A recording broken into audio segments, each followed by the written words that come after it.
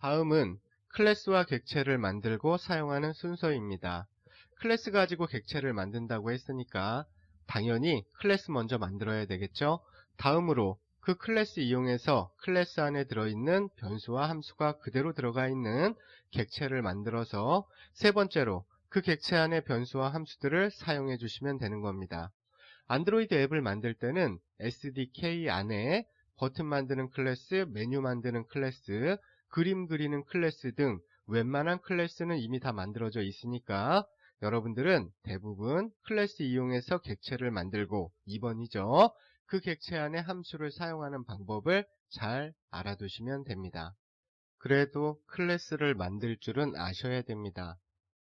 한번 만들어 봐야 클래스가 이런 것이고 이렇게 만들어져서 이렇게 사용한다 라는 것을 이해할 수가 있습니다. 먼저 1번 클래스를 만들어 보도록 하겠습니다. 클래스는 객체를 만들기 위한 틀, 설계도로 그 안에 변수와 함수가 들어간다고 했습니다. 자바에서 클래스는 다음과 같이 만들 수가 있습니다. 무조건 클래스라고 적어주고 그 다음에 여러분들이 직접 만들어서 넣어주는 클래스 이름을 넣어주시면 됩니다. 그리고 중괄호 열고 닫고 안에 변수와 함수를 넣어주시면 됩니다. 자바에서는 이렇게 만들자라고 사람이 정해놓은 규칙, 문법입니다. 이때 클래스 안의 멤버는 필요에 따라서 변수만 넣어줘도 되고 함수만 넣어줘도 되고 모두 넣어주셔도 됩니다. 먼저 간단히 함수만 하나 들어있는 클래스를 만들어 보도록 하겠습니다.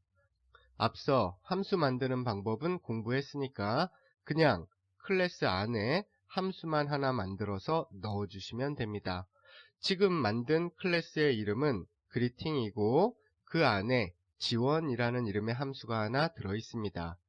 이 지원 함수는 호출했을 때 화면에 안녕하세요 라는 글자를 출력하는 함수입니다. 대부분 지금처럼 함수 이름은 소문자로 시작하게 만들고 클래스 이름은 대문자로 시작하게 만드는 게 관행입니다. 문법은 아니라는 겁니다. 안 지켜도 오류는 나지 않지만 대부분 이렇게 만들면 이름만 보고도 클래스인지 함수인지 구분할 수가 있어서 좋습니다. 자, 이렇게 해서 클래스 작성이 끝났습니다. 다음으로 클래스 작성이 끝났으니까 이제 클래스 이용해서 객체를 만들어 보도록 하겠습니다. 두 번째 단계입니다. 객체를 만드는 과정은 크게 변수 선언과 객체 생성의 두 과정으로 구분됩니다. 이 과정은 우리가 그동안 사용하던 변수 생성 과정과 완벽히 동일한 개념입니다. 먼저 객체를 생성할 때는 new라는 키워드를 이용해 다음과 같이 작성합니다. 무조건 new 다음에 클래스 이름을 적어주시면 됩니다. 그러면 자동으로 객체가 만들어지면서 메모리 공간에 저장이 됩니다. 프로그래밍 할 때 말하는 메모리는 항상 4기가, 8기가 라고 얘기하는 램입니다. 다음으로 이 방금 만든 객체에 언제든 쉽게 접근할 수 있도록 변수를 이용해 객체에 이름을 붙여주시면 됩니다. 변수를 만들고 사용하는 과정과 같은 것을 확인할 수 있습니다. 예를 들어 int a는 10, 변수에서 다 배운 내용이지만 이게 무슨 뜻이냐 하면 프로그래밍 할 때 10이 저장된 메모리 공간에 앞으로 a라는 이름으로 편하게 접근하겠다라는 의미였던 것처럼 greeting b는 new greeting, 이것은 프로그래밍 할 때 방금 만든 그리팅 객체에 앞으로 b라는 이름으로 편하게 접근하겠다라는 뜻입니다. 변수가 10이라는 값이 저장된 메모리 공간에 접근하기 위한 이름이었던 것처럼 밑에 있는 변수 b도 방금 만든 객체에 접근하기 위한 객체의 이름입니다. 이 b라는 변수를 객체를 참조한다라는 의미에서 참조 변수라고도 부릅니다. 정리하면 이 부분에서 new와 함께 클래스 이름을 써주면 클래스 안에 들어있는 변수와 함수가 그대로 들어있는 객체가 만들어지면서 메모리 공간에 저장이 되고 이 객체가 저장된 메모리 공간에 앞으로 B라는 이름으로 편하게 접근하겠다 라는 뜻이 됩니다. 좀 더 간단히 정리하면 new라는 키워드를 이용해 객체를 만들고 앞으로 방금 전에 만든 객체에 B라는 이름으로 편하게 접근하겠다라는 것입니다. B라는 객체 이름을 이용해 앞으로 그 안에 변수나 함수에 편하게 접근해서 사용할 수 있습니다. 이해가 좀 되시나요? A 변수를 만들 때 정수를 의미하는 int를 붙였던 것처럼 B 변수를 만들 때는 greeting 클래스를 의미하는 greeting을 붙여주시면 됩니다. 마지막으로 그냥 간단히 greeting 객체를 만들고 앞으로 이 객체에 B라는 이름으로 접근하겠다 하시면 됩니다. 나머지는 문법. 추가로 설명드리면 클래스는 하나의 틀, 설계도일 뿐이라고 설명드렸습니다. 클래스를 만든다고 바로 사용할 수 없습니다. 클래스 이용해서 객체를 만들어야 그 클래스 안에 들어있는 변수나 함수가 그대로 들어가 있는 객체가 만들어지면서 메모리 공간상에 저장이 되고 사용할 준비가 끝나는 겁니다. 클래스는 하나의 틀일 뿐이고 메모리에 저장되는 것이 아닙니다. 여기서 이 저장된 객체는 우리 눈에 안 보이죠? 그래도 B라는 이름으로 언제든 접근해서 그 안에 변수나 함수를 사용할 수 있습니다. 다음으로 클래스 이용해서 객체를 만들었으니까 세 번째 단계로 방금 전에 만든 이 객체 안에 들어있는 변수나 함수를 사용해 보도록 하겠습니다. 세 번째, 객체 사용하기. 객체 안의 변수나 함수에 접근할 때는 점 연산자를 이용합니다. B라는 이름의 객체에 지원 함수 하나 들어있죠? 이 함수를 호출해 보도록 하겠습니다. B라는 객체 안에 지원 함수이니까 B.지원이라고 써주시면 됩니다. 여기서 점은 무엇의 라는 의미를 가지고 있습니다. 그럼 지원 함수가 호출이 되면서 화면에 안녕하세요가 출력되게 됩니다. 정리하면 그리팅 클래스 이용해서 객체를 만든 후 그 객체에 접근할 수 있는 이름을 붙여준 후 그 이름을 이용해서 객체에 접근하시면 됩니다. 이제 실습해 보도록 하겠습니다. 따라해 보세요. 스크래치를 연 후에 먼저 클래스라고 써주고 greeting이라고 클래스 이름을 써준 다음에 중괄호 열고 닫고를 넣고 그리고 나서 그 안에 void 지원 함수를 만들어 주도록 하겠습니다. system.out.println 이라고 쳐주고 화면에 출력할 글자는 안녕이라고 쳐준 다음에 문장이 끝났으니까 세미콜론 넣어주시면 됩니다. 그리고 나서 이제 객체를 만들어 보겠습니다. greeting 클래스 타입의 참조 변수 B를 만들고 new 객체를 만들 건데 greeting 클래스 객체를 만들겠다. 문장이 끝났으니까 세미콜론 그리고 방금 전에 만든 B라는 객체 안에 들어있는 지원 객체를 호출하겠다 라고 명령을 내려주시면 됩니다. 런을 눌러서 실행을 하면 안녕이라고 화면에 잘 표시가 되는 것을 확인할 수 있습니다. 이 자바 소스 코드를 컴파일하고 실행을 하면 자동으로 자바 프로그램의 시작점인 메인 메소드 안에 코드를 순서대로 실행시키면서 그 메인 메소드 안에 작성된 코드대로 greeting 클래스 타입의 B 객체가 만들어지고 함수가 호출된 것입니다.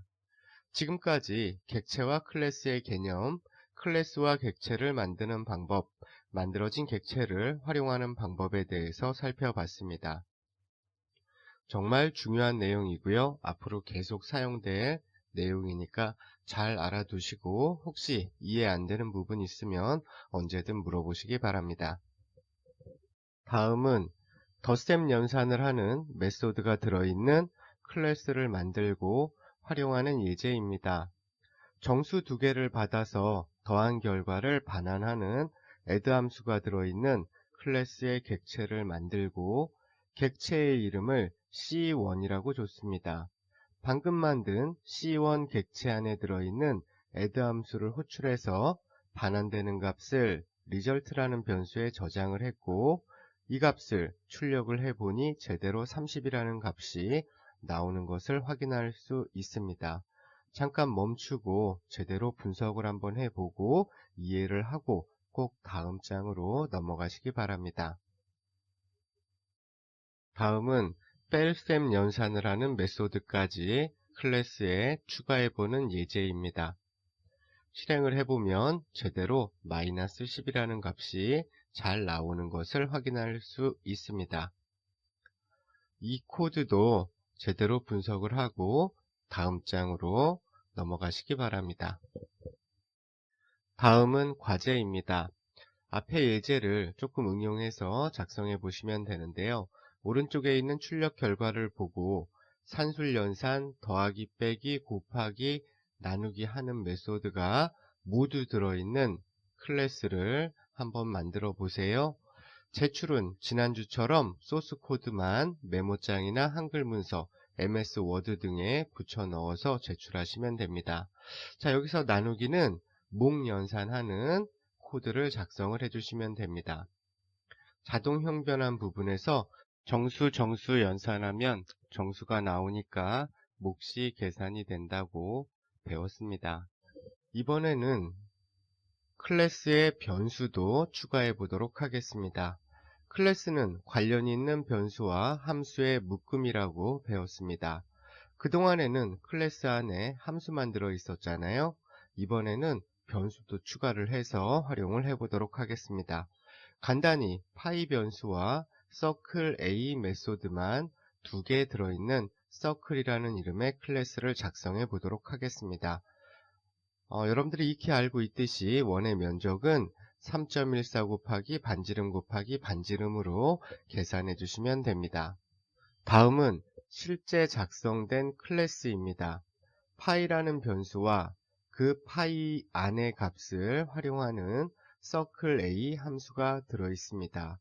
참고로 여기서 클래스 안에 들어있는 멤버 변수 파이는 모든 함수에서 접근할 수 있는 전역 변수라고 생각하시면 됩니다. 반면 circle A 함수 안에 정의된 radius 함수는 함수 부분에서 공부했던 대로 circle A 함수 안에서만 사용할 수 있는 지역 변수입니다. 여기서 circle A 함수는 파이라는 변수 안에 3.14가 들어있으니까 3.14 곱하기 반지름 곱하기 반지름 해서 원의 면적을 계산해서 반환해주는 함수입니다. 이와 같이 클래스는 관련 있는 변수와 함수의 묶음입니다. 또한 함수 호출하는 것과 마찬가지로 점 연산자를 이용을 해서 이 객체 안에 들어있는 파이라는 변수에 접근할 수도 있습니다. 그래서 원주율까지 출력을 한번 해봤습니다. 이 코드도 마찬가지로 차근차근 분석을 한번 해보세요. 다음은 과제입니다. 오른쪽 출력 결과를 보고 앞에 서클 클래스에 원의 둘레를 계산하는 서클 C 메소드도 추가하고 활용해 보시기 바랍니다. 원의 둘레는 2πr로 계산할 수 있습니다.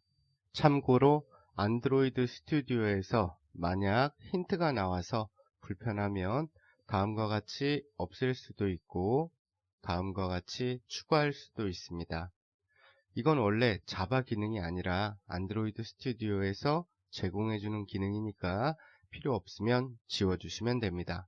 지금까지 함수, 클래스와 객체 등에 대해 살펴보았습니다. 중요한 부분들이니까 꼼꼼하게 살펴보시기 바랍니다.